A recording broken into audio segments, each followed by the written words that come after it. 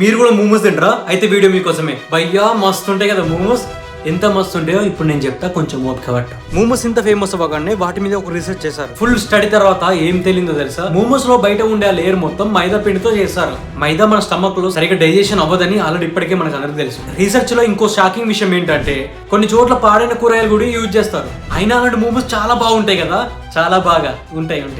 సరే ఇవి తింటే చిన్న ప్రాబ్లమే కదా అనుకుంటాం, కానీ మెయిన్ డేంజర్ ఇక్కడ కాదు. మోమోస్ ని సాఫ్ట్ అండ్ వైట్ గా కనిపించడానికి చాలా రకాల కెమికల్స్ వాడతారు. ఆ కెమికల్స్ పైన ఇండియాలో ఇప్పటికే కేసు నడుస్తుంది వాటిని బ్యాన్ చేయాలని. ఎందుకంటే ఆ కెమికల్స్ డైరెక్ట్ గా పెయిన్ క్రియేస్ మీద అటాక్ చేస్తాయి. ఈ రోజు కాకపోతే రేపైనా డయాబెటీస్, పెయిన్క్రియాటిక్ ఇన్ఫెక్షన్, ఇంకా చాలా డిసీజెస్ తప్పవు.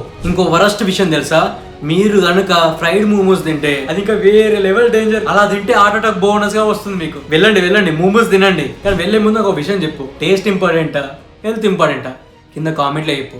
అండ్ ఈ విషయాన్ని అందరికీ షేర్ చేయి, ఒక లైక్ చేసుకో.